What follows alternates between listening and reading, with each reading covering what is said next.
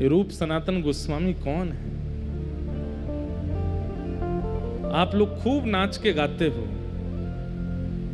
विहरत निस दिन कुंज गलिन में, ब्रज जन मन सुख धाम। मदन मोहन को रूप निरख, सनातन बलि बलि जाए। वृंदावन प्यारो वृंदावन, श्री वृंदावन प्यारो वृंदावन। इतने भाव से आप गाते हैं, आप नृत्य करते हैं, पर वो सनातन गोस्वामी ऐसे ही नहीं मिल गए उनको मदन मोहन जी। वहां रूप गोस्वामी को, रूप सुधा को, रूप गोस्वामी को श्री गोविंद देव जी ऐसे ही नहीं मिल गए। कैसी कृपा हुई है उनके ऊपर, वो सुनना आवश्यक है।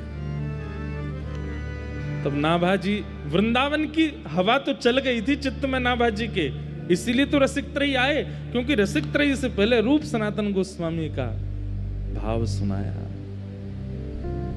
और श्री नाभाजी कहते हैं, संसार स्वाद सुख बात जो, दुरूप सनातन त्याग दियो। गौड़ देश बंगाल होते सब ही अधिकारी, है गए भवन भंडार, विभो भू भुज उनहारी। यह सुख अनित्य विचारि, वास वृंदावन कीन्हो। यथा लाभ संतोष कुंज करवा मन दीनो। ब्रज भूमि रहस्य राधा कृष्ण, भक्त तोष उद्धार कियो। संसार स्वाद सुख बात जो, दुरूप सनातन त्याग दियो। और इसके पीछे एक अंतरंग बात और है। हम 2 पतवारों से नाव चला रहे हैं गिरिराज जी की कथा में। एक तो स्वामी श्री हरदास जी की कृपा की पतवार है, और दूसरी चैतन्य महाप्रभु की पतवार है। एक तरफ तो हमारे चित्र विचित्र बाबा हैं, ये स्वामी जी के अनुयायी, इनके मुखार बिंद को देखते हैं तो श्री हरदास निकलता है। लेकिन जिनकी रोटी हम खा रहे हैं, ऐसे हमारी पूनम दीदी जी के मुख देखते हैं तो फिर यहाँ पे हरे कृष्ण महामंत्र निकलता है। तो ये 2 पतवारों में एक श्री वैष्णव बैठा है। यहाँ भी रसिक त्रयी है, स्वामी श्री हरदास जी, चैतन्य महाप्रभु और स्वामी श्री रामानुजाचार्य जी महाराज, ये भी रसिक त्रयी है। तो कल महाप्रभु जी का ऐसा स्तवन हुआ कथा में कि महाराज कल हमको अपने हाथ से रोटी खानी नहीं दी, अपने हाथ से खवा के गई हैं। कल भी गाना, नेक महाप्रभु जी का कल भी नेक चरित्र सुना देना। अब मुंह में महाराज अपने आप ही प्रसाद पवा में, और बलैया ले लेके जामे मेरी, ये वाला बंगला पद सुना देना, ये वाला भाव और सुना देना। महाप्रभु जी के भावावेश की एक नेक चर्चा कर देना, महाप्रभु जी के वृंदावन आवे की नेक कुछ बात बता देना। मैंने की, मुझे कह रहे हैं रसिक त्रयी सुनाओ, आप कह रही हो महाप्रभु जी सुनाओ। अब हमने कही भैया आप थोड़े हम बचवे की, मैंने कि अपने संप्रदाय वारिन ते सुन ली हूं, वही सुनावेंगे चैतन्य महाप्रभु का भाव। वो नहीं आप सुनाओ एक बार। तो मैं थोड़ी असमंजस में तो पड़ा रात में, लेकिन भक्तमाल जी खुलते ही रूप सनातन जी खुल गए। तो मानो कहे कि भाई रसिक त्रयी में नाभाजी ने बाद में प्रवेश किया, पहले रूप सनातन के पास गए। पहले रूप सनातन से वृंदावन प्रकट तो कराओ, जब वृंदावन प्रकट है जाएगा तब रसिक त्रयी के साथ वृंदावन जाएंगे। तो ऐसे हमारे श्री रूप सनातन गोस्वामी महाराज, संसार स्वाद सुख बात ज्यों, दुह रूप सनातन त्याग दियो। संसार तो बहुतों ने त्यागा, लेकिन यहां पर श्री नाभाजी कहते बात ज्यों। बात मतलब एक बार को आपके सामने खीर बनाई जाए, सब लोग इधर देखना, बहुत ध्यान से सुनो कथा। एक प्रकार से भैया ये कथा है ना, इसको हम अपनी तरफ से बता रहे हैं, वृंदावन रस चंचरीक बनना हो तो इस कथा को बहुत ध्यान से सुनना। हम खुद तो बाहर ही रहते हैं, पर आप में से कई बस जाएंगे या कथा सुन के वृंदावन। ये 7 दिन की पूरी कथा बहुत ध्यान से सुनना, एक एक शब्द सुनना। हमारी वाणी नहीं है, सब महापुरुषों की वाणी है, ये बस आप सुन लीजिए। हमें खुद पे भरोसा नहीं है कि कल फिर कभी कहीं ये दोबारा बातें आवें, अभी आ रही हैं, सुन लीजिए बहुत ध्यानपूर्वक। संसार स्वाद सुख बांत ज्यों, यहां पर श्री नाभाजी ने बांत शब्द का प्रयोग किया। आपके सामने खीर बनाई गई, अधौटा दूध की खीर बनाई गई, बढ़िया बासमती चावल प्रयोग किए गए, वहां में केसर डाली गई, कश्मीर से ला करके खांड डाली गई, गुड़ डालो, आदि आदि बहुत सुंदर बना दी, पर एक बूंद विष डाल दिया, आप खाओगे? लेकिन आप हमें ये बात बताइए, जब वो खीर बन रही थी उसके बनने की प्रक्रिया देख के मुंह में पानी तो आ रहा था, लेकिन एक बूंद विष डलते ही चाहे जितना पानी आया हो नहीं पाओगे। लेकिन विषैली वस्तु भी कई बार सुंदर दिखती हैं, विषैली वस्तु के प्रति भी आकर्षण होता है, विषैली वस्तु के प्रति भी हमारा मन चला जाता है। लेकिन इस संसार में एक वस्तु ऐसी है जिसका उद्गम हमसे ही होता है और हमारा ही मन नहीं होता उसको देखने का, और वो होता है हमारा खुद का वमन। अपनी खाई हुई वस्तु ही गर्भ में जाके जब पुनः मुख से बाहर आ जाए वमन के रूप में, व्यक्ति स्वयं नहीं देखता उसको, जबकि वो खुद से ही प्रकट हुई है। एक बार को विषैली वस्तु स्वादिष्ट लग जाएगी, लेकिन अपने स्वयं का उत्पन्न वमन अच्छा नहीं लगता।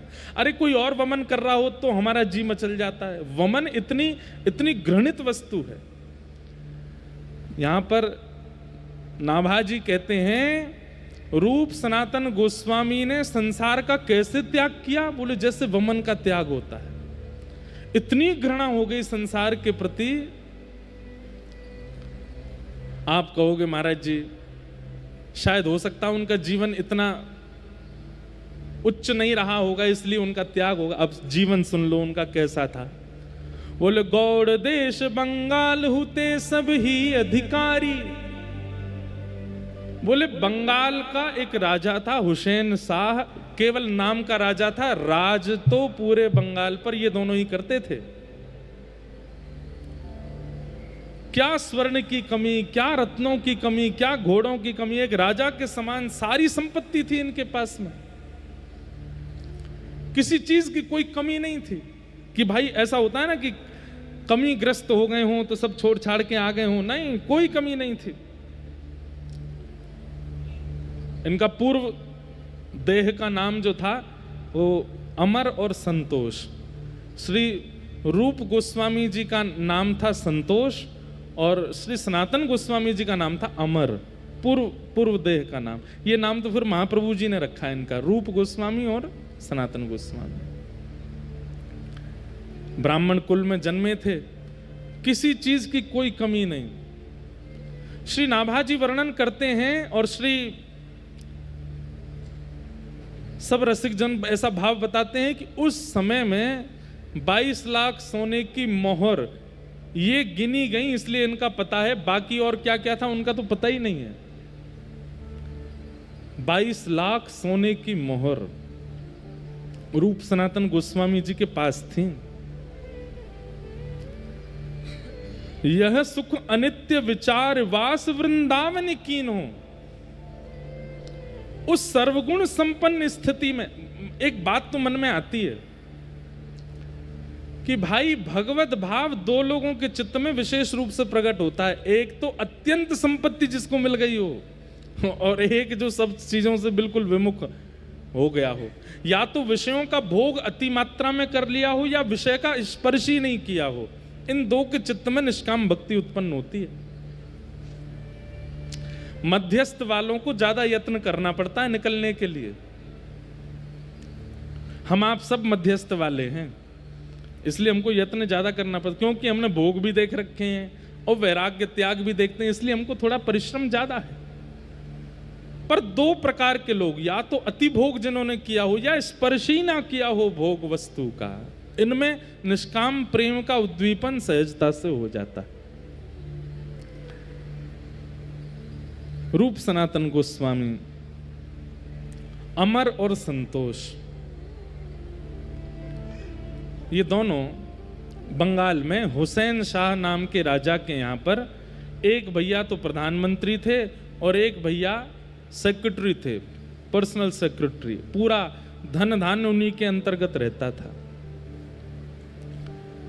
लेकिन पता नहीं क्यों इतनी संपत्ति होने के बाद भी, इतना सब कुछ प्राप्त हो जाने के बाद भी इनके चित्त में संतोष नहीं होता था, संतुष्टि नहीं होती थी। और तब ये ढूंढते रहते थे कि हम क्या करें जिससे हमारे चित्त को संतोष हो। तब इनको विद्यावाचस्पति नाम के गुरु प्राप्त हुए और उन्होंने इनको ठाकुर जी का जितना उनको पता था उतना ज्ञान, सेवा का, नाम जप का थोड़ा बहुत बताया। लेकिन बंधुओं, कई बार ऐसा होता है कि व्यक्ति अगर खुद आस्वादन नहीं करता और दूसरे को उपदेश देता है तो दूसरे के चित्त में वो भाव व्यवस्थित नहीं हो पाता। हमारी बात ध्यान से सुनिएगा, वैसे तो वक्ताओं के लिए बात है। अगर आपने स्वयं आस्वादन नहीं किया किसी भाव का और आप मंच से बोल रहे हो तो श्रोताओं के चित्त में वो व्यवस्थित नहीं हो पाएगा। तो विद्यावाचस्पति ने जो भक्ति मार्ग इनको बताया था उससे ये नाम जप तो करते थे, उससे सेवा तो करते थे, पर स्थिति इतनी तीव्र नहीं हो रही थी। कहते हैं 12 घंटा तो राज भवन में रहते थे और शाम को वापस आकर के दोनों भैया स्नान ध्यान करके, तिलक आदि लगा करके, नेत्र बंद करके फिर ठाकुर जी का ध्यान करते, फिर भजन करते थे। लेकिन मन में संतोष उत्पन्न नहीं हो रहा था।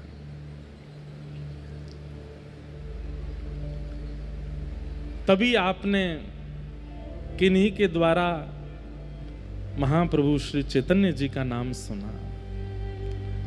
और चैतन्य महाप्रभु का नाम कैसे सुना? बोले भैया, जगन्नाथपुरी में एक सार्वभौम भट्टाचार्य हैं जिन्होंने पूरी पृथ्वी के ज्ञानियों को भी अपना शिष्य बना लिया।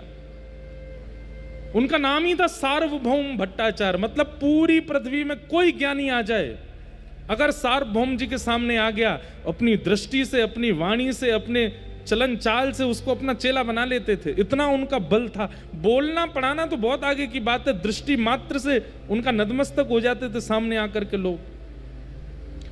उन सार्वभौम भट्टाचार्य जी को चैतन्य महाप्रभु ने अपना अनुयायी बना लिया और इस बात का बड़ा प्रकाश हो गया। उड़ीसा में, बंगाल में, जहां जहां जाएं तो लोग बाग यही चर्चा करें। बोले भैया, एक जगन्नाथपुरी में एक बाबा रहते हैं, कौन, क्या नाम उनका? चैतन्य महाप्रभु, कृष्ण चैतन्य महाप्रभु। बोले क्या किया उन्होंने? बोले अरे सार्वभौम भट्टाचार्य जी को अपना शिष्य बना लिया। अब इसको कई लोग प्रभाव के रूप में देखते हैं, पर यह प्रभाव नहीं था। रसिक जन अपना प्रभाव प्रकाश करते भी नहीं है। ऐसे तो हमारे स्वामी जी के पास अकबर हर 10 दिना में भग तो वृंदावन में। अरे हमने तो ऐसा भी सुना है कि अकबर ने जब स्वामी जी का रूप देखा, स्वामी श्री हरदास जी का, तो अकबर के चित्त में इतनी विरक्ति आ गई कि उसके मन में आया कि मैं सब बादशाहपना छोड़ छाड़ करके निधिवन राज में एक कुंज मुझे मिल जाए, मैं यहीं रहूं, इनको 24 घंटा देखा करूं, भजन नहीं करूंगा, नाम जप आदि तो बाद की बात है, केवल स्वामी जी को देखने के लिए रहूं मैं। स्वामी जी ने विचार करी कि भैया जे अगर सब छोड़ छाड़ के यहां आ गए हो तो पूरे विश्व में प्रभाव फैल जाएगा कि भैया वृंदावन में एक रसिक श्रोमणी स्वामी श्री हरदास जी हैं जिन्होंने बादशाह अकबर को अपना चेला बना लिया, और फिर यहाँ के प्रभाव के कारण दुनिया यहाँ भीड़ लगावेगी और वृंदावन में इतनी भीड़ रह जाएगी, अयोग्य लोग भी आकर के वृंदावन के रस में भंग करेंगे। तो स्वामी जी ने अकबर से कही, तू हमारो चेलो बननो चाहे तो हमारी एक बात मान, बोल का वो दिल्ली चलो जा और वहीं से वृंदावन की सेवा करते रहे। यहाँ के बंदरन के काजे, यहाँ के ब्रजवासीन के काजे, यहाँ के वृक्ष वल्लरी कुंजन के काजे, वहीं से सेवा करते रहे, यही हमारी आज्ञा है, यहाँ मत रुके तू। तब अकबर बोला, मैं आपको देखे बिना नहीं रह सकता, तब किसी ने कही, बोले आप पे तो बड़े बड़े चित्रकार हैं, चित्र बनवा लो स्वामी जी का। तब सबसे पहला चित्र अकबर ने बनवाया। जो स्वामी जी का चित्र आज भी हम सब लोग देखते हैं, वो उसी ने ही निर्माण कराया और ले गया, और जहां बैठ करके वो अपना नित्य क्रम करता था वहां स्वामी जी का चित्र लगा रहता, नित्य दिखता था। तो आचार्यों के तो रूप में ही इतना प्रभाव है कि उनको कुछ करने की आवश्यकता नहीं है, उससे खिंचे चले जाते हैं लोग। लेकिन दुनिया इसको प्रभाव समझती है, वो प्रभाव नहीं है। चैतन्य महाप्रभु के रूप पर सार्वभौम भट्टाचार्य आसक्त हो गए। ये बात जब यहां अमर और संतोष ने सुनी बंगाल में, उनके मन में भाव आया कि भैया ये नाम ही इतनी शीतलता दे रहा है चित्त में, इनका दर्शन कितना शीतल होगा। अब श्री कृष्ण चैतन्य महाप्रभु नाम बोलते ही मन में भाव उत्पन्न हो जाते हैं, मन में मानो जैसे प्रेम नृत्य करने लगता है। हिलोर नाम मात्र, स्वामी श्री हरदास जी महाराज नाम लेते ही चित्त में निधिवन राज का दर्शन होने लगता है। वृंदावन कुंज बिहारी आ जाते हैं, वृंदावन की तलहटी आ जाती है, सुंदर सुंदर निकुंज वन आ जाते हैं। श्री हितरवंश महाप्रभु नाम लेते ही श्री राधा वल्लभ जी सहरा पहने हुए खड़े हैं, थाड़े अपने आप चित्त में आ जाते हैं। आज भी इतने भयावह हैं, कलिकाल में भी आचार्यों का नाम इतना काम कर रहा है। उस काल में जब वे थे तो क्या प्रभाव होता होगा। रूप सनातन गोस्वामी आपस में बात करने लगे, अमर और संतोष, जरा दोबारा बोलियो तो नाम। बोले कृष्ण चैतन्य महाप्रभु। आहा, कितना शीतल लगता है, कितना अच्छा लगता है भैया। ये नाम कितना मधुर है, ये नाम इतना मधुर है तो इनका दर्शन कितना मधुर होगा, इनकी वाणी कितनी अच्छी होगी। जब इनके सामने हम बैठेंगे और ये बोलेंगे उस समय क्या होगा हमारा।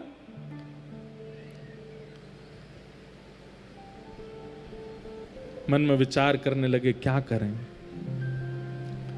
तब महाप्रभु जी को इन्होंने पत्र लिखा और पत्र में लिख करके महाप्रभु जी से कहा कि हे महाप्रभु जी, हमारी स्थिति अब रहने की नहीं है, अपनी पूरी स्थिति बताइए, हम कौन हैं, किस पदवी पर हैं, कितना धन है, कितनी संपत्ति है। बोले हमारे जो वस्त्र हैं उनमें भी सोने की कढ़ाई होती है। सब लोग इधर देखो, ध्यान से सुनो। हमारे पास इतने घोड़े हैं, भोजन पानी बनाने के लिए इतने सेवक हैं, हमारे पास कोई कमी नहीं है, लेकिन मन में संतुष्टि नहीं है। जब नाम सुनते हैं, कहीं सत्संग हो रहा है, ये बात सुनते हैं तो नेत्र भर आते हैं। लेकिन क्या बताएं, इतने श्रेष्ठ बन गए हैं कि अब सब त्यागना हमारे लिए मुश्किल हो रहा है। लेकिन मन में आपका नाम जब से आया तब से मन में भाव आ रहा है कि यदि आप आज्ञा कर दोगे तो सब छोड़ के चले जाएंगे। महाप्रभु जी को पत्र लिखा, आप आज्ञा कर दीजिए, हम क्या करें, घर छोड़ दें। आप कह देंगे छोड़ दो, उसके बाद देखेंगे नहीं। मतलब त्याग की अनंत स्थिति आ गई है चित्त में, बस आज्ञा चाहते हैं। महाप्रभु जी ने जब पत्र पढ़ा जगन्नाथपुरी में, पत्र में प्रयोग हुए शब्दों से ही महाप्रभु जी पहचान गए कि अभी ये त्याग के योग्य नहीं हुए। इनका त्याग तब सार्थक होगा जब इनको मैं मिलूंगा। मैं बिना मिले अगर कह दूं कि सब छोड़ के चले जाओ तो इनके त्याग से कल्याण नहीं होगा। इनका तो हो जाएगा, पर इनसे हमें बहुतों का कल्याण करवाना है, वो नहीं हो पाएगा। वही वाली बात जो आज कथा के प्रारंभ में कही कि एक तो होता है फल का स्वयं टूट के गिर जाना, और एक होता है किसी के द्वारा तोड़ना। महाप्रभु जी ने पत्र में कहा अभी प्रतीक्षा करो, और तुम्हें छोड़ने की आवश्यकता नहीं, मैं आऊंगा और मैं आकर के तुमसे मिलकर के तुम्हारा घर छुड़वाऊंगा, तुम्हारी सारी जो स्थिति है उसका त्याग करवाऊंगा, तब तक और प्रतीक्षा करो। रूप गोस्वामी पाद को जैसे ही पत्र मिला वो तो नाचने लगे, आनंद निमग्न हो गए।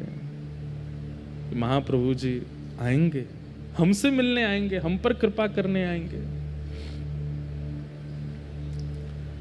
तब महाप्रभु जी वृंदावन गए।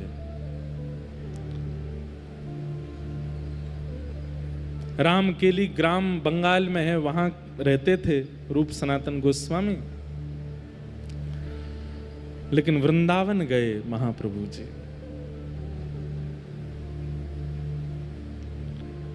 और श्री वृंदावन में इमली तला दर्शन किया है।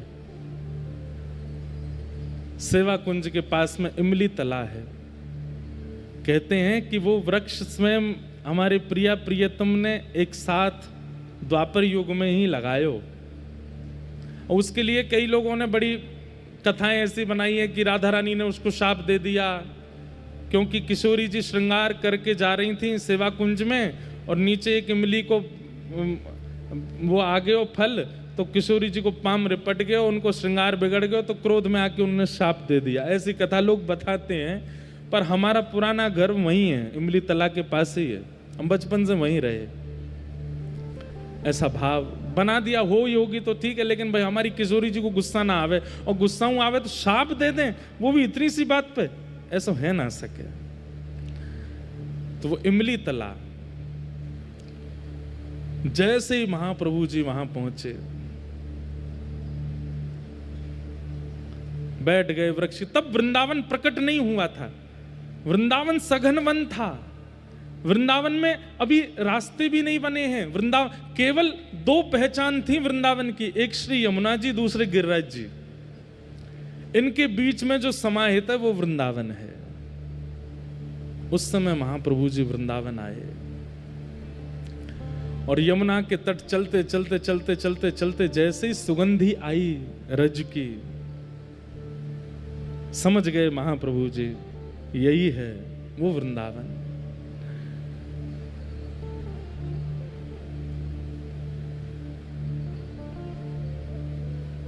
हमारी पूनम दीदी ने एक पद दिया बंगला का, बहुत सुंदर भाव।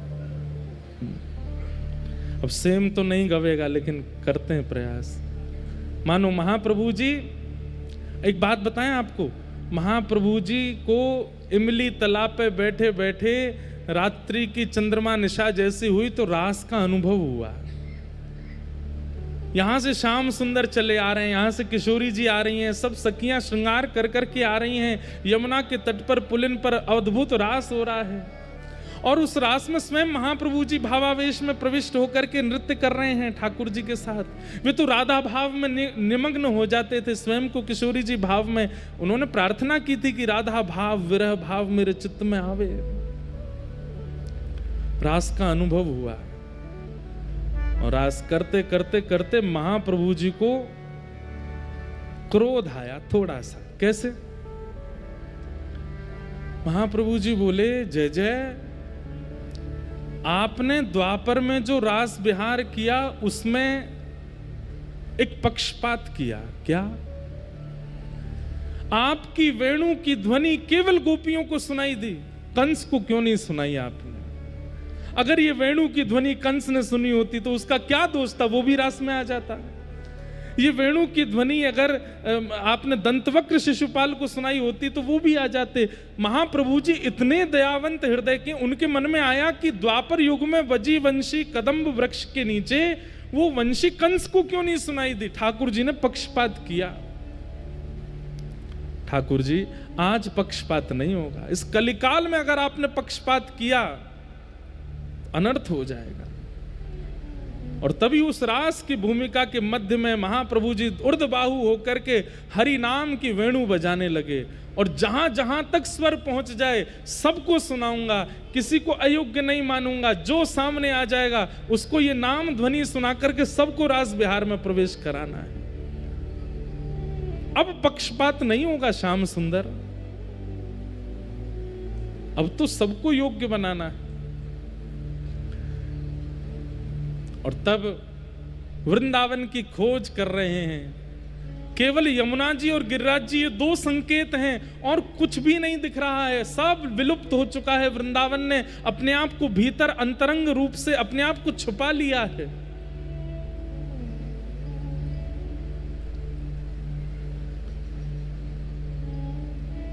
देखो देखो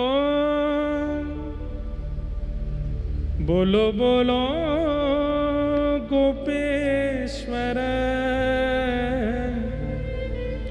कोथाय अमर प्राणेश्वर। बोलो बोलो गोपेश्वर कोथाय अमर प्राणेश्वर। मानो गोपेश्वर महादेव को देख करके कहते हैं, अरे बोलो गोपेश्वर, मेरे प्राणनाथ गोपीनाथ कहाँ हैं? ये वृंदावन ही तो है, यमुना जी बह रही हैं, यहीं आसपास ही गोपीनाथ होने चाहिए, बताओ ना वो कहाँ हैं? बोलो बोलो गोवर्धन कोथाय अमर गिरिधारी। बोलो बोलो गोवर्धन कोथाय अमर गिरिधारी। हे गोवर्धन नाथ, वो कहाँ हैं जो ऊर्ध्वबाहु होकर के एक भुजा को कटी पर धर के धारण करके ब्रज की रक्षा करने के लिए गिरिराज जी उठाए थे? वो कहाँ हैं? दिख क्यों नहीं रहे इस गिरिराज जी में? ढूंढ रहे हैं सब जगह जा जा करके, प्रकट हो वृंदावन। बोलो बोलो वंशी बट कोथाय अमर वंशीधारी। बोलो बोलो वंशी बट कोथाय अमर वंशीधारी। अरे वंशीवट, तुम वंशीवट हो। यहाँ ठाकुर जी वंशीनाद करते थे और गोपियों को घर में बैठे बैठे ही दर्शन होता था। कहाँ गए वो ठाकुर जी? अरे वंशीवट, तुझको तो पता होगा ना, श्याम सुंदर कहाँ है? सब जगह ढूंढ रहे हैं, पूछ रहे हैं, श्याम सुंदर मिल जाए कहीं। बोलो बोलो वृंदावन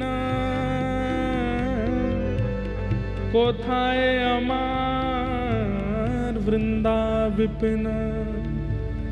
बोलो बोलो वृंदावन कोथाय अमर वृंदा विपिन। बोलो बोलो ब्रज रज। जैसे गोपियों की स्थिति हुई है, जल से, थल से, वृक्षों से पूछती हैं, ऐसे चेतन महाप्रभु वृंदावन में सबसे पूछ रहे हैं। बोलो बोलो ब्रज रज कोथाय अमर गोपालन। बोलो बोलो गोपेश्वर कोथाय अमर प्राणेश्वर। तभी चंद्रमा की ओर दृष्टि गई है। अरे शरद चंद्रमा, तुम ही प्रकट हुए थे। तब शुकाचार्य जी कहते हैं, भगवान पिता रात्रि शरदोत्फुल्ल मल्लिका विक्षरंतुम मनश्चक्रे योग मायाम उपाश्रिता।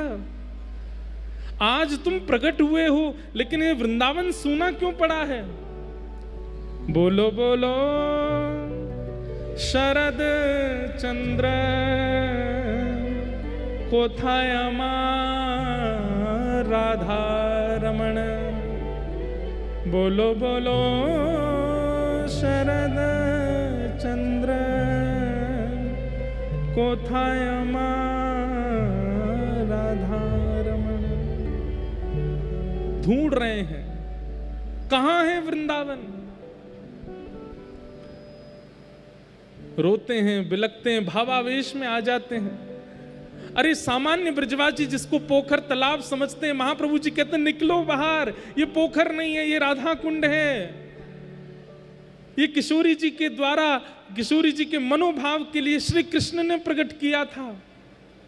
ये राधा कुंड है।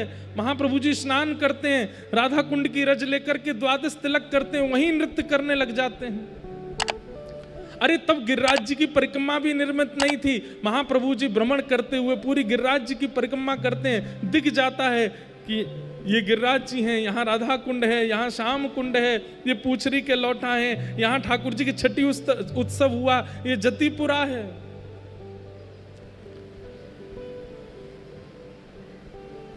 महाप्रभु जी के हृदय में विरह वेदना हो गई, लेकिन माता सची की आज्ञा है कि जगन्नाथपुरी में निवास करना है। लेकिन महाप्रभु जी के चित्त की आज्ञा है, महाप्रभु जी के चित्त का भाव है कि वृंदावन का प्राकट्य करना है, और उस प्राकट्य के लिए कुछ करना पड़ेगा। तभी महाप्रभु जी को याद आया कि कुछ पत्र आए थे मेरे पास, और उन पत्रों में 2 भाइयों के पत्र हैं। कौन हैं दोनों? बोले एक का नाम अमर है, एक का नाम संतोष है, चलो वहीं चलते हैं। और श्रीधाम वृंदावन से महाप्रभु जी अपने समस्त भक्त मंडली के साथ निकल पड़े हैं। कहां? यहां रामकेली गांव जो कि बंगाल में है, और वहां महाप्रभु जी पहुंच गए।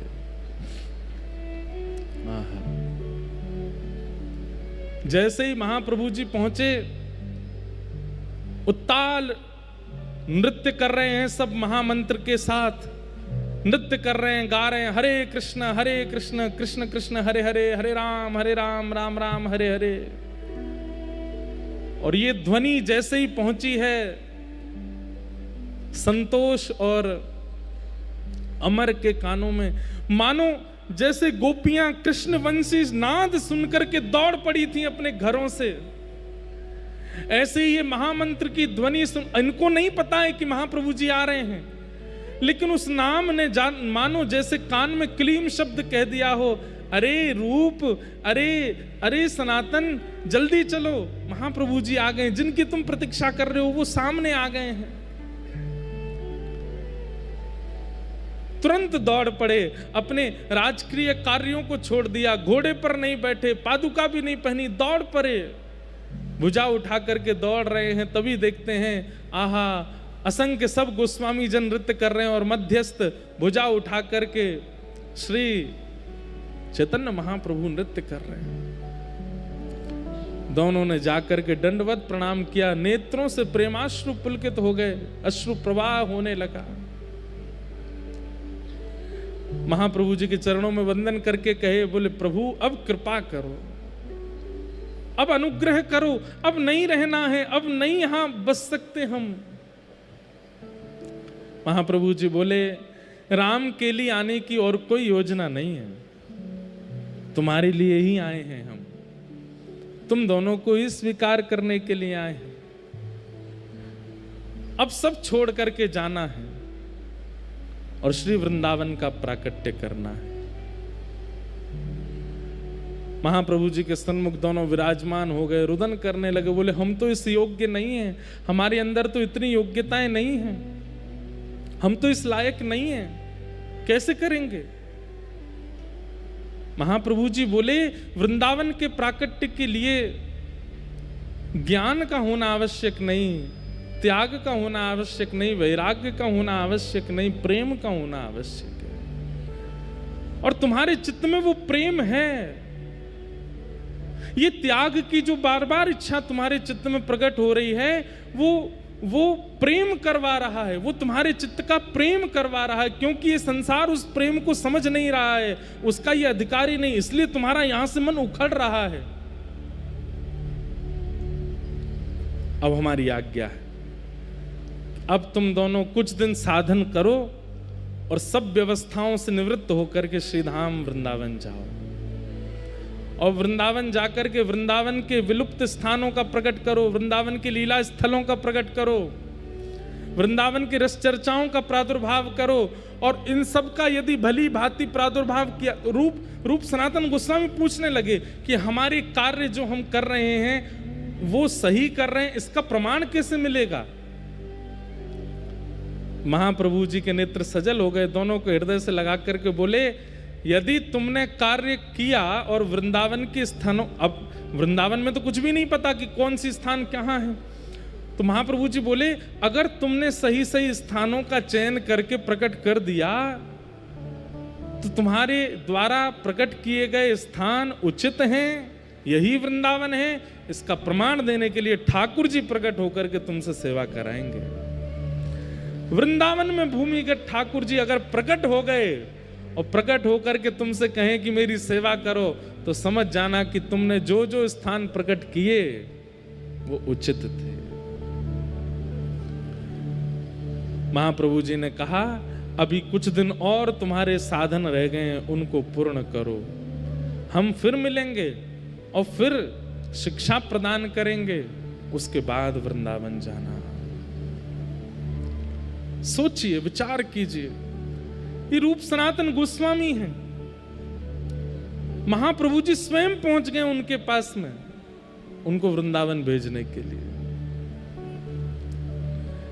वृंदावन चित्त में विरह प्रकट करता है, मन होता है कि चलें वृंदावन, चलें वृंदावन, चलें वृंदावन। लेकिन मैं हमेशा कहता हूं कि 3 संकेत हैं।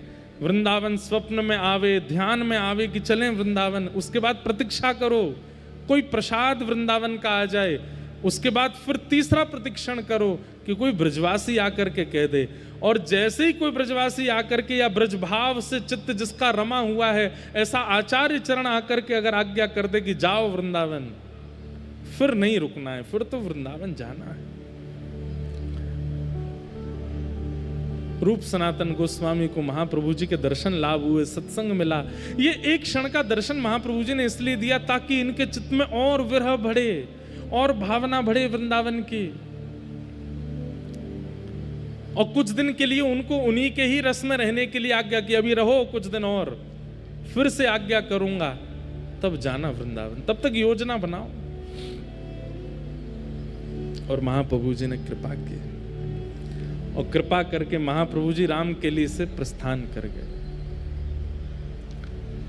रूप सनातन गोस्वामी अब तो दिन रात रोते हैं, इतना विरह उनका मन में होता है। बस अब तो एक ही चीज स्मृति में रहती है, जहां विराजत राधा राम, जहां विराजत राधा राम, नटवर नंद किशोर, नटवर नंद किशोर, नटवर नंद किशोर, नटवर नंद किशोर, चलो मैंने वृंदावन की,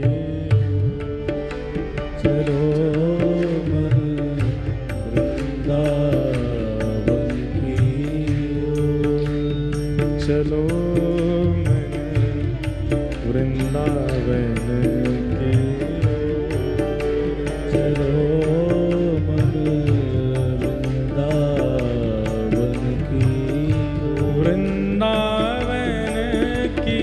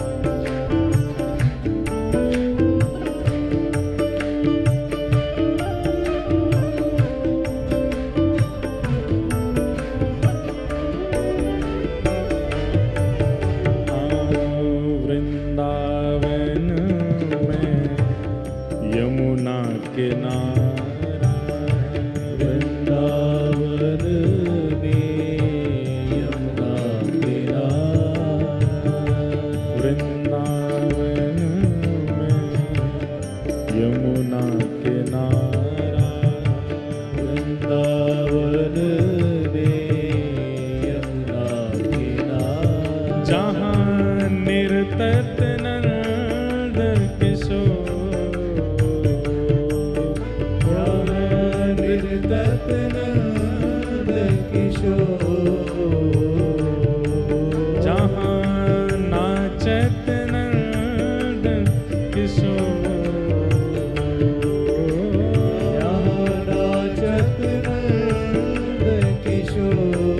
हे चलो मन वृंदावन की ओर, चलो मन वृंदावन की ओर। हे चलो मन वृंदावन की ओर, चलो मन वृंदावन की ओर। वृंदावन की ओर, वृंदावन की ओर। वृंदावन की वृंदावन की ओर। हे चलो मन वृंदावन की ओर, चलो मन वृंदावन की ओर। हे चलो मन वृंदावन की ओर, चलो मन वृंदावन की ओर। घर घर तुलसी ठाकुर सेवा, घर घर तुलसी ठाकुर सेवा। घर घर तुलसी ठाकुर सेवा, घर घर तुलसी ठाकुर सेवा। ओ दर्शन दे चित चोर,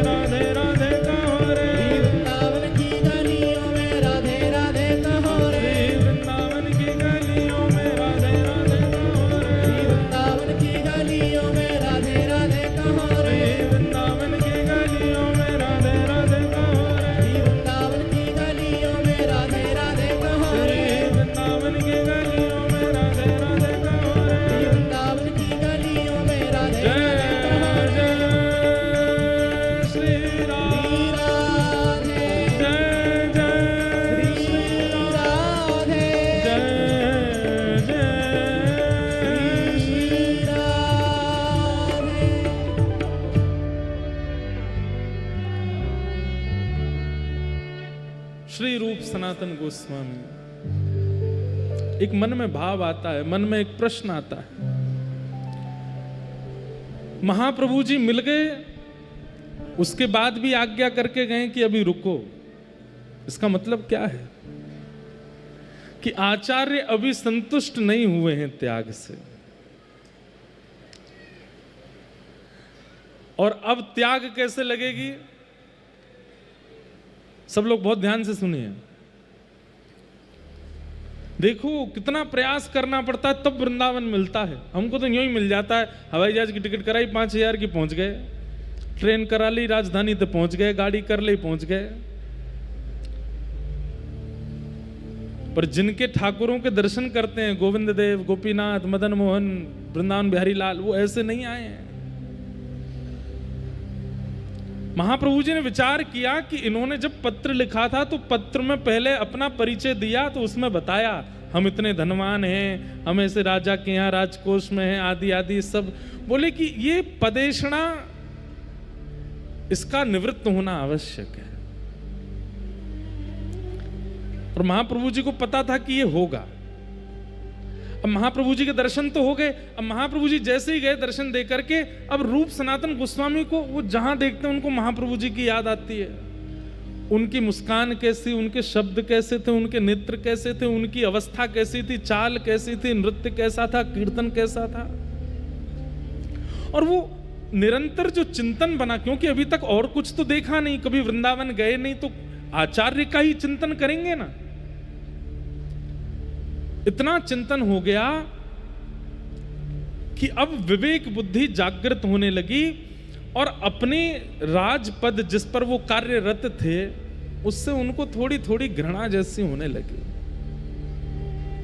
घृणा तो पहले भी थी, लेकिन अब जो यहां पर शब्द संसार स्वाद सुख बांत ज्यों बमन के भांति, इतना त्याग करवाना था महाप्रभु जी को, उसके लिए छोड़ के गए वापस। यही भागवत जी में सुनने में आता है कि ध्रुव जी महाराज को ठाकुर जी ने दर्शन देकर के कहा अभी 36,000 वर्ष और रहो पृथ्वी पे। ध्रुव जी रोने लगे, बोले आपके दर्शन से तो मुक्ति मिल जाती है और आप मुझे कह रहे हो 36,000 वर्ष और रहो, क्यों? तो ठाकुर जी क्या कहते पता है, तुम्हारे चित्त में अपने पिता की गोद में बैठने की इच्छा थी ना, इसीलिए तो तुम बनाए थे। ध्रुव जी बोले वो इच्छा तो मर गई, कट गई, जल गई, नाश हो गई। ठाकुर जी कहते हैं प्रकट तो हुई थी ना भैया। एक बार विषैला पौधा प्रकट हो जाता है ना, तो जब तक जड़ से नहीं उखाड़ा जाए वो प्रकट होता ही रहता है। इसलिए 36,000 वर्ष, 100-200 वर्ष नहीं, 36,000 वर्ष के लिए ठाकुर जी कह के गए अभी रहो पृथ्वी पे। और 36,000 वर्ष में इतना भोगोगे, इतना विषय भोगोगे कि तुम इससे बिल्कुल ऊब जाओगे, तब तुम्हें मेरी प्राप्ति होगी। ध्रुव जी महाराज 36,000 वर्ष के लिए राजा बने। अरे भाई कोई लिमिट होती है? यहां 100 साल काटने भारी पड़ रहे हैं हमें, 36,000 वर्ष के लिए राजा। संसार की विषय वस्तु वमन के भांति जब ध्रुव जी को लगने लगी तब भगवत प्राप्ति हुई। इसलिए भैया किंचित भी भाव मन में प्रकट करके ठाकुर जी के पास मत चले जाइए। कहीं मन में भाव आगो जय जय वृंदावन की कचौड़ी बहुत जोर की, ठाकुर जी अगर दिमाग सनक गया ना, इतनी कचौड़ी खवा देंगे, इतनी खवाई देंगे, इतनी खवाई देंगे, ले बेटा 36,000 कचौड़ी खा तू जीवन भर, सबरी नस ब्लॉक है जाएंगी तेरी, तभी मैं मिलूंगा तो है। तो विषय वस्तु अगर देने पर ठाकुर जी आ गए तो वो इतनी मात्रा में देते हैं कि आप पागल हो जाओगे। इसलिए विषय कभी नहीं मांगना है, क्योंकि भैया ये टेढ़ो ठाकुर कहीं सनक गो दिमाग और दे दियो तो हम कहते हैं हमारे ठाकुर जी को गणित नहीं आती है, हमारे ठाकुर जी को मैथमेटिक्स नहीं आती, ये नाप तोल के नहीं देते हैं, जितनो है पूरा दे देंगे, ले जा। वो आप सहन नहीं कर पाओ। अति सर्वत्र वर्जयेत। रूप सनातन गोस्वामी के साथ वही हुआ। महाप्रभु जी के दर्शन हो गए और दर्शन देने के बाद महाप्रभु जी चले गए, बोले अभी रहो। अब क्या हुआ, एक दिन राजा ने इनसे कहा, बोले कि आप लोग पूरे हमारा जो संपत्ति है सब आप लोग संभालते हो, इसका कल हमको हिसाब दो। रूप सनातन गोस्वामी रात्रि में भजन करते थे, लेकिन आज राजा ने कही भैया कल हिसाब देना है, तो भजन नहीं हुआ, हिसाब में लगे रहे। अब उस हिसाब में कुछ ऊपर नीचे हो रहा था, तो उसके लिए इतनी चिंता में बैठे थे, कैसे हो कैसे हो कैसे हो। तो सनातन जी को बहुत जोर की प्यास लगी, तो एक सेवक को बुलाया, सुनो इधर आओ, शरबत बना के लाओ बढ़िया वाला। इसलिए महाप्रभु जी ने अभी आज्ञा नहीं की वृंदावन जाने की। क्यों? अभी भी कहीं ना कहीं थोड़ी तो राज इतना भोगा है, थोड़ा तो है अभी इनके चित्त में, जब तक निकलेगा नहीं तब तक नहीं जाएंगे ये वृंदावन। तो अपने एक सेवक को कहा शरबत बना के लाओ, प्यास लगी है। खुद हिसाब लिख रहे थे दोनों भैया बैठ के। तो सेवक गया और अंधेरे में उसको पता नहीं चला, पानी में उसने बूरे की जगह मैदा मिला दिया और मिला करके घोल करके इनको दे। अब ये इतने ज्यादा निमग्न होकर के ध्यान कर रहे थे, पीते जा रहे हैं और लिखते जा रहे हैं। प्रातः काल का समय हुआ तो सेवक ने रसोई में जाके देखा, तो उसको पता चल गया कि भाई मैदा मिल गया पानी में। दौड़ा दौड़ा गया, बोले इनके पेट में दर्द होगा, आप कहीं बीमार नहीं हो जाएं, चरणों में मुझे क्षमा कर दो, कल रात्रि अपराध हो गया। रूप सनातन को क्या हो गया, आपको नहीं पता चला? बोले नहीं, हमें तो कुछ नहीं पता चला। रात्रि में शरबत कैसा था? हाँ बढ़िया था, हम तो भाई हिसाब में इतने तल्लीन बैठे थे कि हमने ध्यान ही नहीं दिया, हम तो पी गए, बस प्यास लगी थी। महाराज आपसे मेरी प्रार्थना, आज कुछ खाइएगा नहीं। बोले क्यों? बोले शरबत में चीनी की जगह मैं मैदा मिला के ले आया था और वो आप पी गए हो। तो ये बात सुनकर के रूप सनातन गोस्वामी एक दूसरे को देखने लगे, तुमको पता चला? बोले नहीं। और तुमको पता चला? बोले नहीं। सेवक से कहा तुम जाओ, और किवाड़ बंद करके इतना रोए इतना रोए इतना रोए दोनों। बोले कि ऐसी तत्परता भजन में क्यों नहीं बनी जैसी तत्परता इस विषय में बन गई। अरे इतने कार्य में व्यस्त थे कि मैदा पी गए हम, इसीलिए महाप्रभु जी हमको छोड़ करके गए, लेकर के नहीं गए, क्योंकि अभी तत्परता हमारी संसार में है।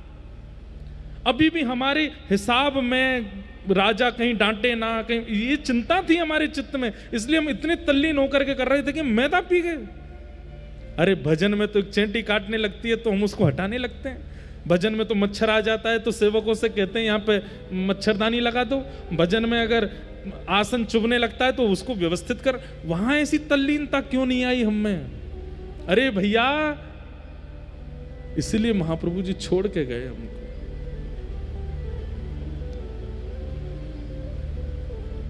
अब तो यही चिंता बनी हुई है दोनों की कि ऐसी तत्परता भजन में क्यों नहीं बनी हमारी।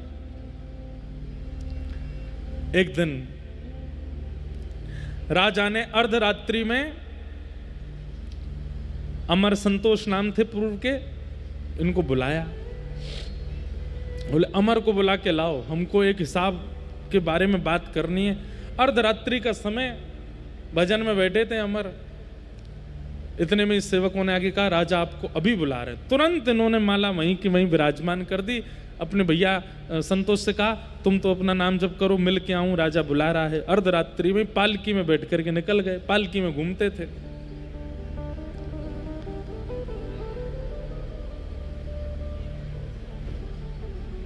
जैसे ही निकले वर्षा हो रही थी, पानी भरा था, लेकिन ये तो महाराज हैं, तो पालकी में बैठ के जा रहे हैं, बेचारे कहार वर्षा में भीगते चप चप करते लेके जा रहे हैं इनको। इतने में ही एक घर पड़ा और उस घर के सामने से जैसी पालकी निकली तो पैरों की आवाज जल पे चलने की हो रही थी। तो भीतर सोए आदमी ने अपनी पत्नी से कहा अरे द्वार खोल, कहीं अपने रिश्तेदार तो नहीं आए। पत्नी बोली नहीं नहीं रिश्तेदार नहीं। बोले पैरों की आवाज तो आ रही है। तो पत्नी बोली कुत्ता होगा, कुत्ता घूम रहा होगा बाहर। अरे देख तो ले, कहीं कुत्ता नहीं हुआ तो। बोले नहीं तो चोर होगा, रात में कहीं चोरी करने जा रहा होगा। अरे एक बार देख तो ले। बोले और ज्यादा से ज्यादा क्या होगा, कोई राजा का दूत होगा। ये बात अमर ने पालकी में बैठे बैठे सुन ली। बोले इन तीन के अलावा कोई नहीं हो सकता इतनी रात में बारिश में, या तो कुत्ता होगा या चोर होगा, कोई राजा का दूत होगा। बोले मतलब हमारी तुलना कुत्ते और चोर के बीच में है। हम जिस अपनी गरिमा महिमा को कहीं ना कहीं कुछ समझ बैठे हैं, और इतनी वर्षा में भी कहारों को लगा करके पालकी में बैठ के जा रहे हैं, वहां ये सामान्य से घर के लोग हमको चोर और कुत्तों के बीच में तोल रहे हैं। राजा से मिलने तो गए लेकिन मन नहीं लगा, वही चीज दिमाग में चलती रही। लौट करके वापस आए और संतोष के पास जाके, भैया हम लोग कुत्ते के समान हैं। अरे एक जगह ऐसी बात हो गई, कुत्ता है या तो चोर है या राजा का कोई दूत है। बोले मैं तब से चिंता में हूं कि हम जीवन भर जिसका मान यश प्रतिष्ठा का भाव रखते रहे चित्त में, वहां हमको चोर और कुत्तों के बीच में गिन लिया गया। संतोष यानी कि रूप गोस्वामी वो बोले भैया सही तो कहा,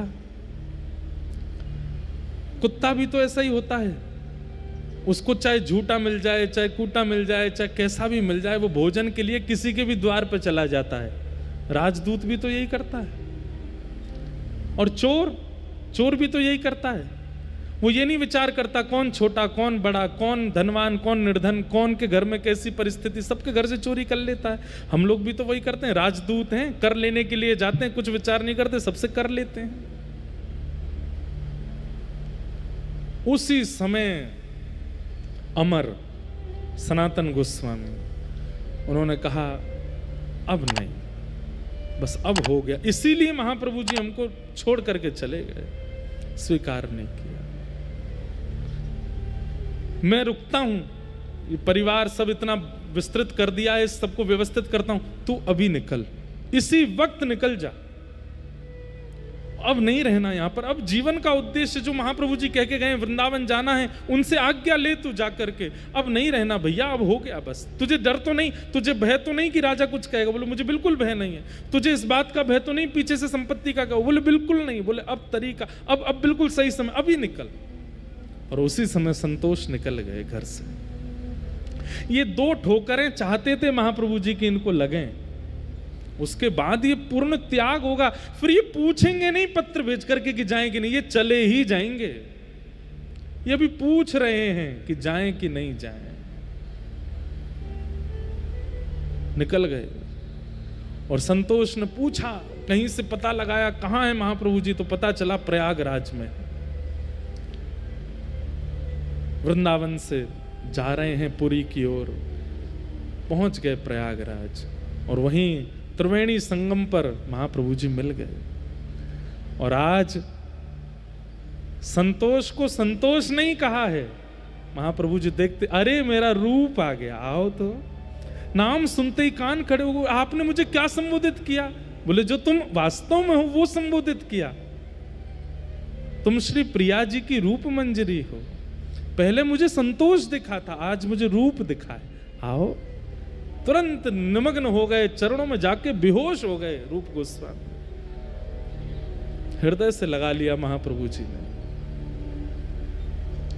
भैया ये आचार्य चरणों की सोच कैसी होती है, हम कहां कब समझेंगे उनके भाव को। वो कहां, वो डांट भी रहे ना तो उसमें कोई हित सोचा होगा हमारे लिए, वो छोड़ भी रहे ना, वो लताड़ भी रहे ना, वो कभी मार भी रहे ना, तो समझो कि कुछ सोच रहे हैं हमारे लिए अच्छा, इसलिए कर रहे हैं ऐसा। आजकल की गुरु परंपरा तो विलग है, हमारे अनुसार गुरु जी व्यवहार करो हमारे साथ। अब रूप बन करके आए, हृदय से लगाया और बैठाया और शिक्षा प्रदान की। और महाप्रभु जी ने कहा जाओ, अब वृंदावन जाओ और उसकी चिंता मत करना, अमर भी आएगा, वो भी पहुंचेगा, तब तक तुम पहुंचो वृंदावन। और वृंदावन जाकर के अब वृंदावन के तीर्थों को खोजो, वृंदावन में रसिक जनों के भाव प्रकट करो, और तुम्हारे द्वारा तीर्थ और जो स्थान ढूंढे जाएंगे, मैंने पहले भी कहा, अगर वो उचित होंगे तो उसके प्रमाण रूप में तुमको ठाकुर जी मिलेंगे जी। और रूप गोस्वामी वृंदावन की ओर निकल पड़े। यहां पर सनातन गोस्वामी जो कि अमर हैं, जिनका नाम, वो सब व्यवस्थाएं करने में लगे हैं। बोले क्यों, इतनी सारी मुद्राएं सोने की आदि सब पड़ी हैं यहाँ पर, इनको कहीं व्यवस्थित कर जाओ। कुछ अपने पूर्व आश्रम के परिवारों को दे दिए, कुछ किन्हीं लोगों में बांट दिए, कुछ कहीं लगा दिए, किसी के थे उसको दे दिए, सब जगह सब खत्म करके जाएं। कहीं वृंदावन जाके भी चिंता ना बनी रहे, इतनी प्रॉपर्टी है, इतना महल है, इतने पैसा धरे हैं वहाँ पे, क्या हो रहा होगा। अगर छोड़ के जाए तो चिंता बनेगी, इसलिए सबको लगा जाओ। और सबको सब जगह लगा दिया। बस अब प्रतीक्षा कर रहे थे कि उत्कंठा चित्त में ऐसी आवे कि बस भागूं वृंदावन की ओर, तब निकलूंगा। यहां राजा ने देखा इतने दिन हो गए ये अमर और संतोष आते नहीं है। एक दिन राजा ने घर पर जाकर के देखा तो पूछवाते थे, तो ये कभी कहते हम बीमार हैं, कभी कहते कोई घर में पूजा चल रही है, कभी कहते कोई पधार गया है, सूतक लगे हैं, आदि आदि। आज राजा ही आ गया, हुसैन शाह ही आ गया। और आकर के उसने जब देखा तो देखा यहाँ तो कीर्तन चल रहा है और यहाँ अमर बैठ करके बढ़िया नाम जप कर रहे हैं, नेत्रों से आंसू बह रहे हैं। बोले ये सब क्या किया तुमने? वहां पूरा राजकीय हमारा शासन इतने खतरे में, तुम यहाँ बैठ कर ये नाम जप कर रहे हो, कीर्तन कर रहे हो और बहाना बना दे तो बीमार हो। असली बात क्या है? हम तुम्हारा वेतन बढ़ा दें कि तुमको कुछ दे दें, क्यों नहीं आते हो राजभवन में? अमर के आंखों से आंसू आ गए। बोले अब नहीं होगा हमसे, हम सच बताएं तो हम लायक नहीं है। भैया एक बात कह दूं, बुरी लगेगी, अटपटी लगेगी, लेकिन वृंदावन रस जाके चित्त में आ जावे ना, वो संसार के लिए नालायक हो जाता है, वो किसी लायक नहीं रहता, फिर संसार के किसी काम का है नहीं वो। हमारे श्री हरिराम व्यास जी वृंदावन आए, उनका पूरा परिवार ओरछा से ढूंढते ढूंढते वृंदावन आ गया और ढूंढ रहे हैं कहां हरिराम व्यास जी, इनसे तो हमारा घर चलता है। हरिराम व्यास जी अपने परिवार के लोगों को यही बात कहते हैं, वहां पद भी है कि भैया अब मैं तुम्हारे लायक नहीं हूं। वो हरिराम व्यास जो दिग्विजय करता था, जीत जीत करके धन लेकर के आता था, वो स्थिति मेरी नहीं है अब। वृंदावन के रूख हमारे माता पिता गुरु बंधु,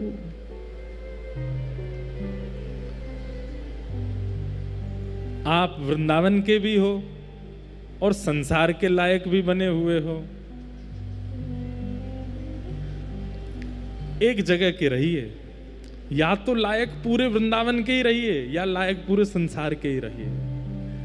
अब इसमें कई विडंबना आती है, तो उसमें दूसरा भाव यह है कि मन से तो लायक वृंदावन के रहो, लेकिन समाज को दिखावे के लिए नाटक कर दिया करो कि उनके लायक भी हो। लेकिन भैया जब पूर्ण मनोबल लगाना हो, अपनी पूरी ऊर्जा लगानी हो किसी कार्य में, तो वो तो वृंदावन के प्रति लगाओ, संसार के प्रति नहीं। वहां तो एक आडंबर जैसा कर दिया करो। लेकिन आज अमर राजा के आगे हाथ जोड़ते हुए कहते हैं, मैं आपके अब लायक नहीं हूं, आप मुझसे हिसाब मांगोगे मैं नहीं दे पाऊंगा, आप मुझे रास को समझाओगे मुझे नहीं समझ में आएगा, आप मुझे धन दोगे मेरे से गिनती नहीं आती, अब मैं सबसे पीछे हट चुका हूं। किसी ने कान भर दिए हुसैन शाह के, बोले कि ये किसी और राजा के यहाँ नौकरी ले रहे हैं, उसने शायद इनको ज्यादा वेतन देने के लिए कह दिया होगा। आपके विपक्षी राजाओं के यहाँ जाके, आपका तो सब जानते हैं, उससे आक्रमण करवा करके खुद राजा बन जाएंगे। क्योंकि हुसैन शाह जो था ये खुद भी ऐसे ही राजा बना था, ये पहले किसी और राजा का सेवक था, उसकी सब जानकारी लेकर के दूसरे राजा के यहाँ जाके नौकरी करने लगा, उस राजा से आक्रमण करवा करके ये इस नगर का राजा बना। तो हुसैन शाह को लगा जैसा मैं बनाऊं वैसे ये बन जाएगा, इसको पकड़ के कारागृह में डाल दो। और सनातन गोस्वामी को कारागृह में डाल दिया, अमर को कारागृह में रहने लगे। लेकिन उनको बस एक ही चिंता थी कि बस अब वृंदावन जाना है, मौका मिलते ही वृंदावन भागना है, अब नहीं रहना यहां पर। सोचो, विचार करो, एक एक क्षण कैसा लगता रहा होगा उनको।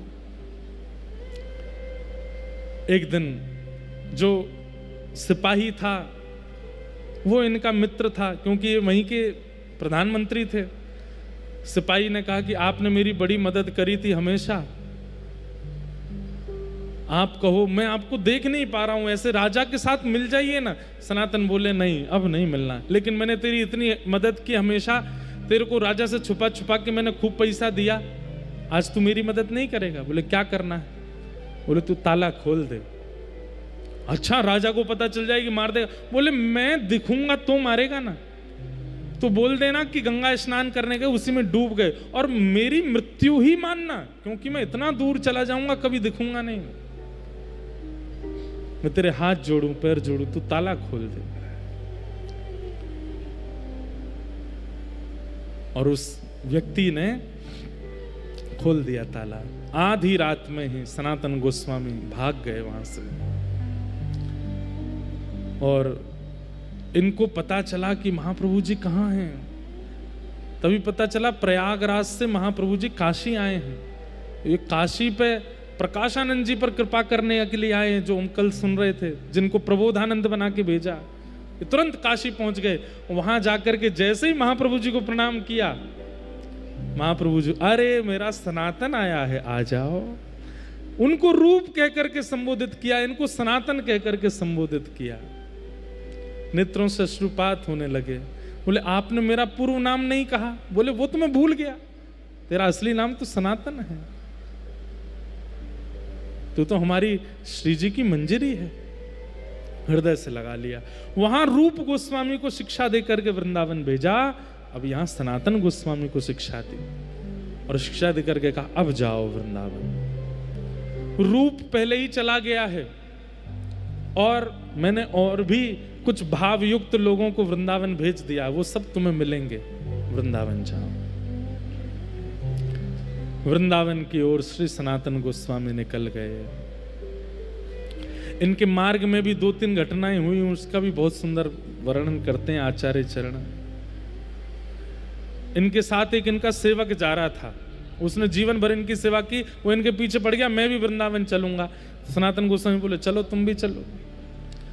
उसको ले गए वृंदावन, लेकिन ये विहंगम जंगलों में होके जा रहे थे। तभी एक सेठ ने इनको आधी रात में देख लिया, उसने रोक लिया। बोले अरे अरे अरे जय हो अतिथि देवो भव, मैं अतिथियों की बहुत सेवा करता हूँ, मेरे घर चलो, रात्रि निवास वहीं कर लो।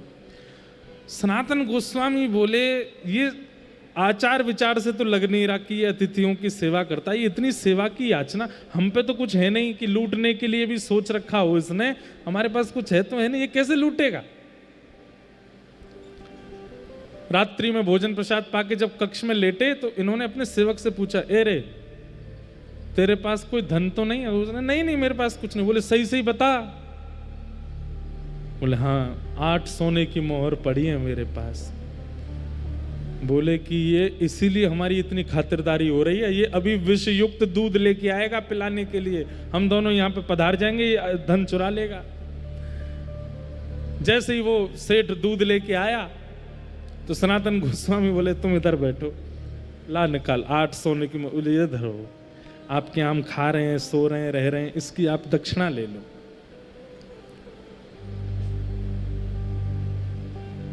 उस सेठ ने कहा, बोले आप पहले ही हमको प्रदान कर रहे हो, लेकिन हमारी बात तो सुनो। बोले क्या? बोले मैं एक ऐसा सेठ हूं, दिन भर तो व्यापार करता हूं, पर रात्रि में मेरे गुप्तचर राह चलते लोगों को देखते हैं, और वो इतने निपुण हैं कि देखते ही पहचान जाते हैं कितनी सोने की मोहर हैं। बोले हमने दे तो दी। बोले लेकिन ये बात असत्य है, आपके पास 10 सोने की मोहर हैं, ये 8 ही क्यों दे रहे हो? रूप गोस्वामी सनातन गोस्वामी चेला को देखा, बोले क्यों रे? बोले हाँ सही कह रहे हैं तो 10 ही। बोले 2 भी निकाल, दे दे इसको। दे दी। वो बोला ठीक है भैया, अब आप लोग मुक्त हो, जा सकते हो, दूध मत पीना, इसमें जहर मिला है। सनातन गोस्वामी बोले वो तो हमको पहले ही पता था, तुम जिस तरीके से खातिरदारी कर रहे थे। लेकिन फिर सनातन गोस्वामी ने अपने शिष्य से कहा, बोले सुन मेरी एक बात मानेगा? बोले क्या? तू लौट जा, तू यहीं से लौट जा, क्योंकि अभी वृंदावन प्राप्ति के लिए तू योग्य नहीं हुआ। यहां मैं और मेरा भाई 22-22 हजार 22-22 लाख सोने की मोहरों को त्यागा है, तुझसे 8 सोने की मोहर नहीं त्यागी गई, वो भी 10 थी, तू मुझे 8 बता रहा है। ये मन में जो तेरी थोड़ी सी आसक्ति है ना संसार के प्रति, इसके साथ तू वृंदावन नहीं जाएगा, इसको छोड़। और सुन तू वापस जा, फिर कभी अनुभव हो वृंदावन का तो आ जाना। और फिर उसके बाद सनातन गोस्वामी अकेले गए वृंदावन।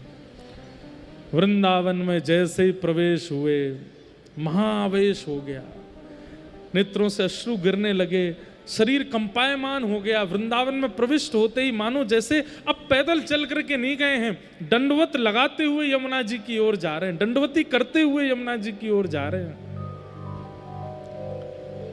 और वृंदावन में चिंतन कर रहे हैं, ये कुंज हैं, ये लताएं हैं, यहाँ श्यामा श्याम ने लीला की होगी, यहाँ श्यामा श्याम ने ये भाव रखा होगा।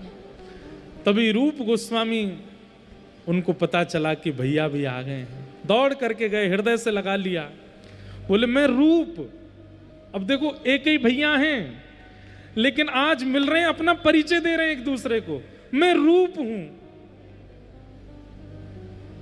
अरे रूप तुम कितने सुंदर हो, मैं सनातन हूं। आहा, दोनों ने हृदय से एक दूसरे को लगाया, बोले तुम रूप हो, मैं सनातन हूं, तुम रूप हो, मैं सनातन हूं। एक दूसरे को हृदय से लगाया और दोनों वृंदावन में जैसे महाप्रभु जी ने पद्धति बताई, कहते हैं नृसिंह पुराण को पास में रखा। नृसिंह पुराण में भूदेवी नृसिंह भगवान से पूरी पृथ्वी की बारे में पूछती है, ये खंड कैसा, ये खंड कैसा, ये खंड, और पूछते पूछते भूदेवी पूछती है बराह पुराण में बराह भगवान से कि वृंदावन ब्रज के बारे में बताओ। तब वहां वराह भगवान ने भूदेवी को जो वृंदावन के बारे में बताया उनको पढ़ते हैं और पढ़ करके निकल जाते हैं दोनों भैया ढूंढने के लिए। वराह भगवान बता रहे थे इधर ये कुंड होगा, इतनी दूरी पर होगा। जैसे वहां खुदाई करना शुरू करते हैं तो अवशेष मिलने लगते हैं, कहीं ठाकुर जी के चरण चिन्ह मिल जाते हैं, कहीं पर कुछ मिलता है, कहीं पर किशोरी जी के गले के आभूषण मिलते हैं, कहीं पर कुछ। और जैसी थोड़ी देर खुदाई तभी वहां सरोवर प्रकट हो जाता है, दोनों भैया नृत्य करने लग जाते हैं। आहा, एक सरोवर प्रकट हो गया। फिर रात्रि में जब सोते हैं तो स्वप्न में ठाकुर जी आते हैं, उसी सरोवर पर क्रीड़ा करते हुए दोनों भैयाओं को दिखाते हैं। सुबह उठ करके दोनों बात करते हैं, रात्रि में स्वप्न में क्या देखा, बोले जिस सरोवर की हमने खोज करी वहां पर प्रिया प्रियतम दोनों रास विहार कर रहे। दूसरा कहता आगे आगे तू नहीं बोल, आगे मैं बोलूंगा। किशोरी जी के वस्त्र ऐसे थे, श्याम सुंदर के मुकुट ऐसे। बोले हाँ हाँ भैया ऐसे ही। मतलब एक ही स्वप्न दोनों को आता है और प्रमाणित हो जाता है कि तुमने जिस सरोवर को खोजा वहां लीला हुई है। कभी कभी 3-3, 4-4 दिन व्यतीत हो जाते थे, कोई लीला स्थली नहीं मिलती थी। तब महाप्रभु जी ने आज्ञा की थी कि जब कोई लीला स्थली ना मिले तो फिर दोनों बैठ जाना और किशोरी जी का स्तवन करना, किशोरी जी का चिंतन करना, प्रिया जी को पुकारना, वो कृपा करके अनुग्रह करके शायद कोई संकेत दें, और थोड़ी देर चिंतन करने के बाद फिर खोजना, फिर कुछ मिलेगा। दोनों भाई बैठ जाते और किशोरी जी का स्तवन करते। एक भाव मुझे बहुत प्रिय लगता है, मन में भाव आया मानो रूप सनातन ऐसे ही गाते होंगे। राधे राधे करुणामयी कृष्ण प्यारी, मेरी सुधली जो श्री वृषभानु दुलारी, मेरी सुधली जो श्री वृषभानु दुलारी। इतना सुंदर भाव है ये। हमारी श्री जी के यहाँ गाते हैं सब, नित्य गाना चाहिए। सोचो वृंदावन में आकर के यहाँ रूप सनातन गोस्वामी किशोरी जी का स्तवन करते हैं, और जब स्तवन करते हैं उसके बाद उन्हें कोई लीला स्थली का दर्शन होता है। हे मनोहारिणी रासेश्वरी रस रूपा, हे मनोहारिणी रासेश्वरी रस रूपा, हे मनोहारिणी रासेश्वरी रस रूपा, हे मनोहारिणी रस रूपा ब्रज ब्रज विलासिनी ब्रज वासिनी ब्रज की भूपा। ओ ब्रज विलासिनी ब्रज वासिनी ब्रज की भूपा। ललितादिक सहचरी सर्वज्ञ स्वरूपा। ललितादिक सहचरी सर्वज्ञ स्वरूपा। हे ललितादिक सहचरी सर्वज्ञ स्वरूपा। ललितादिक सहचरी सर्वज्ञ स्वरूपा। निज प्रणत वत्सला स्वामिनी परम अनुपा। निज प्रणत वत्सला स्वामिनी परम अनुपा। हे गोप वंशमणि ब्रज बरसाने वारी। ब्रज गोप वंशमणि ब्रज बरसाने वारी। मेरी सुधली जो श्री वृषभानु दुलारी। हो मेरी सुधली जो श्री वृषभानु दुलारी। राधे राधे करुणामयी कृष्ण प्यारी।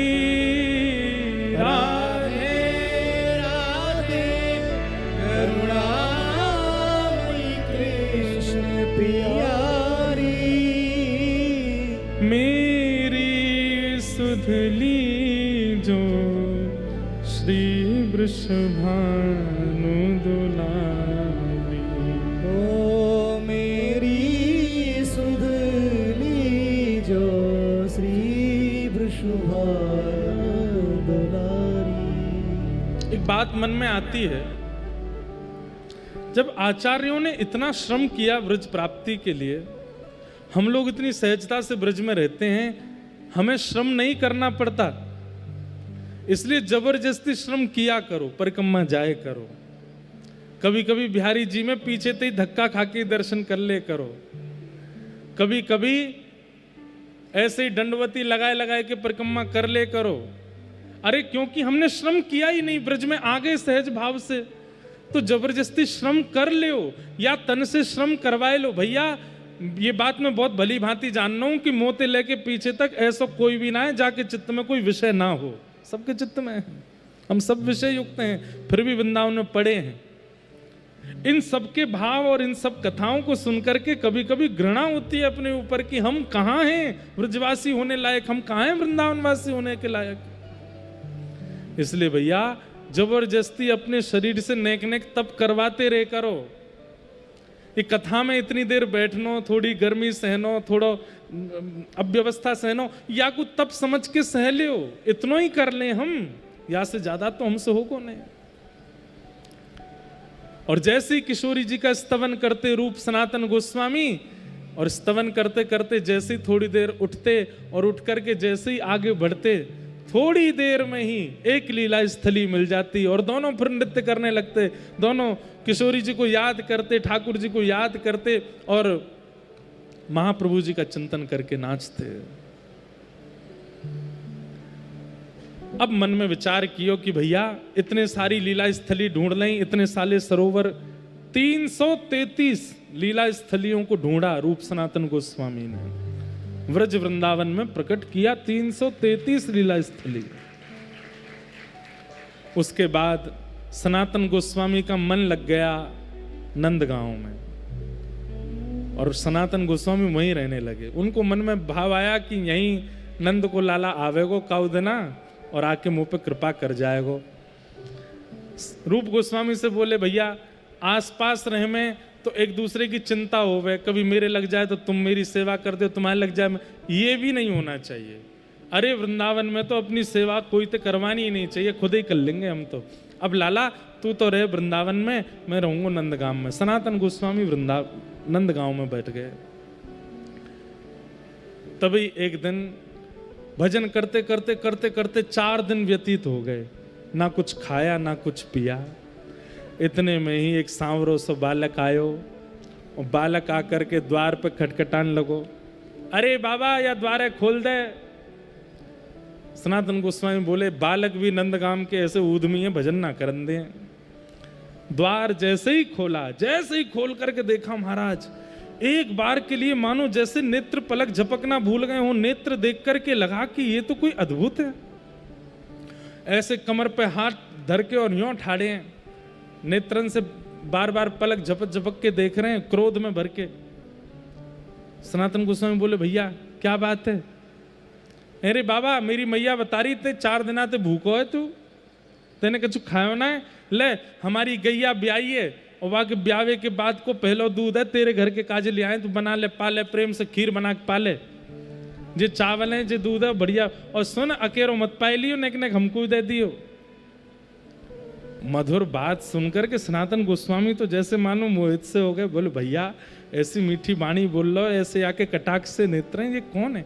अच्छा सुनो लाला तुम कौन हो?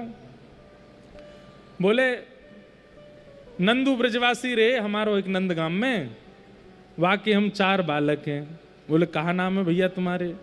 बोले एक को नाम केशव देव है, एक को नाम हरिदेव है, एक को नाम बलदेव है, एक को नाम गोविंद देव है। अच्छा तो सबरे देव हो? बोले और नहीं तो, या ब्रज में तो सब देवता हैं बाबा, सबन ने प्रणाम कर लेना चाहिए। और कह के ठाकुर जी वहां से भाग गए। वो ठाकुर जी थे। बाबा ने खीर बनाई, लेकिन वही बलदेव, केशव देव, हरदेव, गोविंद देव वही कानों में गूंज रही है आवाज। कैसे नैन मटका रहे थे, कैसे कमर पे हाथ धर के ठाड़े थे, कैसे बोल रहे थे। बाबा ने खीर बनाई, खीर बना करके पहले तो ठाकुर जी को भोग लगाई। ठाकुर जी को भोग लगा, बोले मैं बाद में पाऊंगा, पहले ही 4 बालक कन्ने बांटी आऊं। और खीर को लेकर के पात्र हाथ में निकल पड़े नंदगाम में। ब्रजवासी ने तो बोले भैया नंदू ब्रजवासी को घर कौन सा है? बोले हमें तो यहाँ इतने साल है गए, कोई नंदू ब्रजवासी ना मिलो आज तक। अरे नहीं नहीं, वो नंदू ब्रजवासी जिनके 4 छोरा हैं, एक को नाम बलदेव, एक को नाम हरदेव, एक को नाम गोविंद देव, एक को नाम केशव देव। अरे बाबा जी तो कोई ना है नंदगाम में, ऐसा कोई ना है जब 4 छोरा हो, हैं तो बहुत, लेकिन जे 4 नाम बारो हमें तो ना पतो। और बोले बाबा भी ब्रज है, यहाँ पे देव कह के तो कोई ना पुकारे।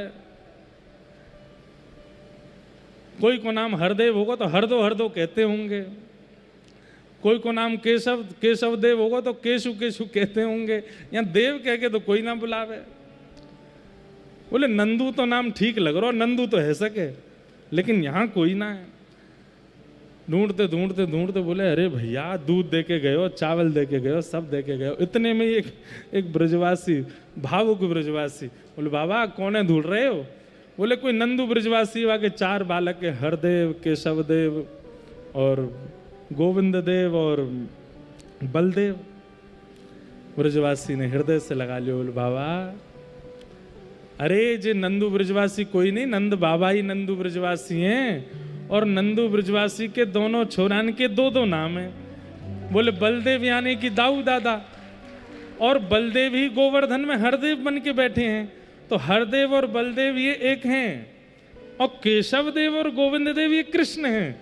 आपके यहाँ जो लाला आए वो शाम्बरण को? बोले हाँ। अरे बाबा अब तो चकाचक है गई, साक्षात नंद को लाला ही आयो, वही दे के गयो दूध। आहा, सनातन गोस्वामी तो नृत्य करने लगे, जय हो ठाकुर जी की बलिहारी।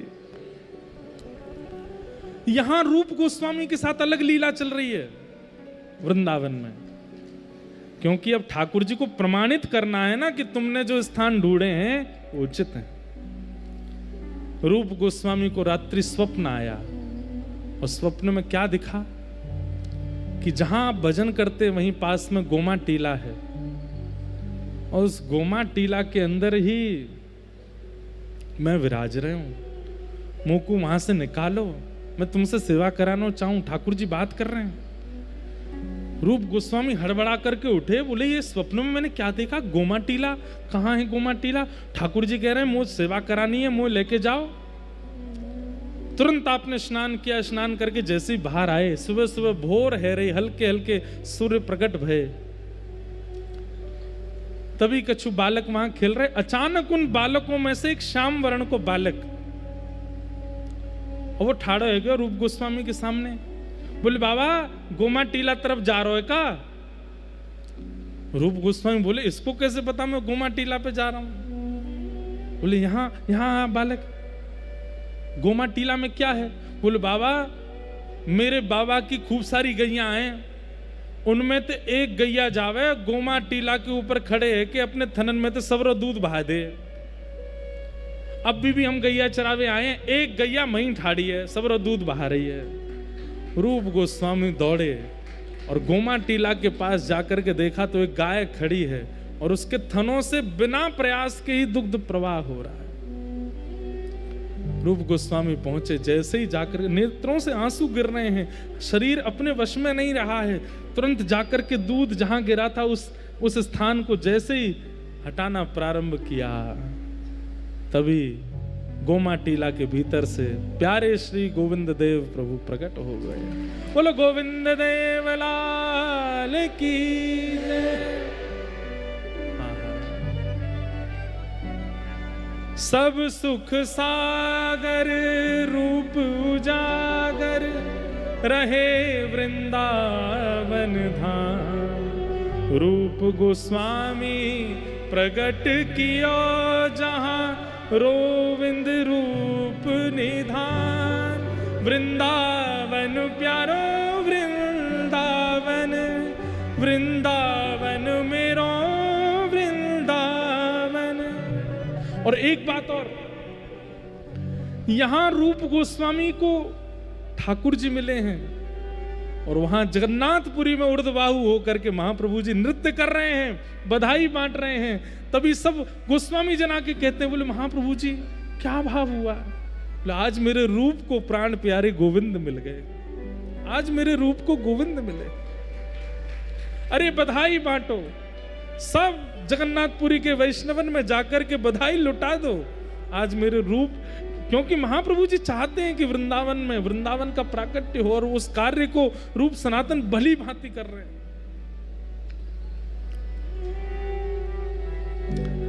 आनंद में भर गए,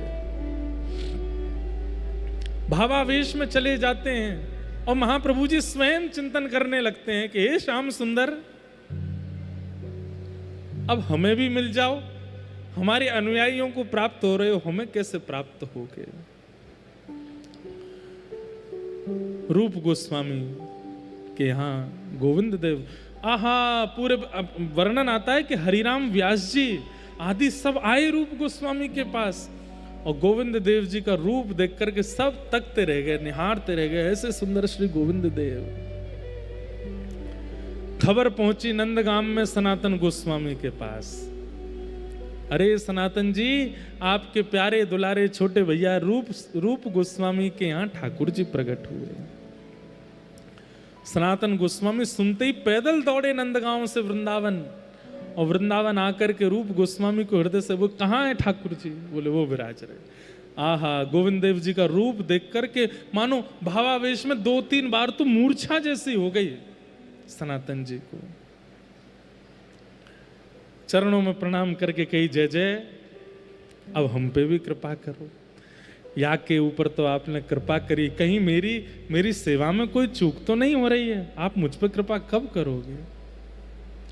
और बस 2-4 दिन तो वृंदावन रहे, गोविंद देव जी के खूब उत्सव किए। उत्सव करने के बाद जब वापस सनातन अपने कुटिया में गए, तब ठाकुर जी ने स्वप्न दे करके आज्ञा दी, बोले सनातन तुम चिंता मत करो, मोह तेरे पास भी आनो। बोले कैसे आओगे? बोले मथुरा चलो जा, वहीं विश्राम घाट पे कुटिया बना के रहने लग, वहां पे भिक्षा याटन करो करियो। एक ब्रजवासी परिवार है, बाके घर मेरी सेवा होवे। जे मेरो स्वरूप सामान्य नहीं है, ये मेरे परपौत्र वज्रनाभ के द्वारा बनाया गया स्वरूप है। ये गोविंद देव को स्वरूप भी वही है और ये मदन मोहन को स्वरूप है। ब्रजवासी के घर में सेवा है रही है, वहां से तू मुंह को प्राप्त कर ले। आहा, सनातन गोस्वामी ने जैसे स्वप्न देखा, बोले रूप को भी स्वप्न दिया था, मुझे भी स्वप्न दिया है, इस पर कोई मिथ्या बात नहीं है, इस पर मुझे संशय नहीं है। तुरंत मथुरा चले गए और मथुरा में भिक्षा याटन करते थे और एक ब्रजवासी के यहाँ गए और जैसे द्वार खोल के भिक्षा देवे मैया आई, पीछे मदन मोहन जी के स्वरूप को देख करके निहाल हो गए। इतना सुंदर स्वरूप।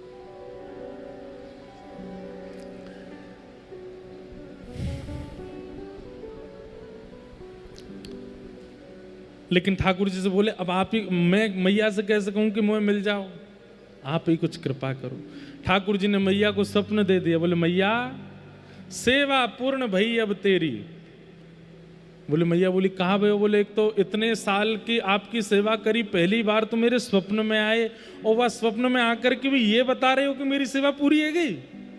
ठाकुर जी बोले मैया तू 7 दिना की मेहमान हो रहे। मैया बोली या तो बढ़िया, तो स्वप्न में आते ही नहीं, ये कैसे समाचार दे रहे हो आप?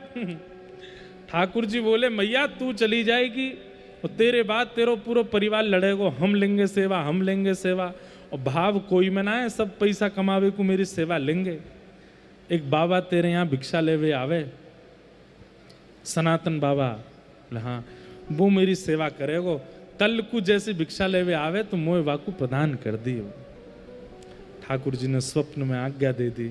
दूसरे दिन सनातन गोस्वामी जैसे, अब आप सोचो कितने ठाकुर जी स्वप्न देकर के अपना पता बता रहे हैं, ठाकुर जी स्वप्न देकर के सेवा पधरवा रहे हैं। ये भक्ति की स्थिति है, इसे ही रास कहते हैं। आप ठाकुर जी को प्राप्त करना चाहो वो रस, पर ठाकुर जी आपको प्राप्त करना चाहे वो रास है, वो रास है।